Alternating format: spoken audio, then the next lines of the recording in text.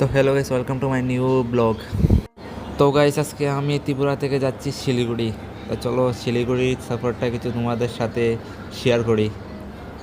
তো গাইস, আমার শিলিগুড়ি যাওয়ার একটাই উদ্দেশ্য হলো দার্জিলিং যাওয়ার জন্য। তো গাইস, শিলিগুড়ি গিয়ে মাসির বাড়িতে গেলাম, রেডি হয়ে দার্জিলিংয়ের জন্য রওনা দিলাম। তো চলো এখন দার্জিলিংয়ের ভিউটা তোমাদের সাথে কিছু শেয়ার করি, বা দার্জিলিংয়ের জার্নিটা কীভাবে আমি করলাম তোমাদের সাথে একটু শেয়ার করি। তোমরাও দেখো, যদি ভালো লাগে তাহলে কমেন্টে জানিয়ে দেবে। তো গাইস, দেখতে পাচ্ছ হোয়াট আ ভিউ, মানে খুব সুন্দর জায়গা এটা।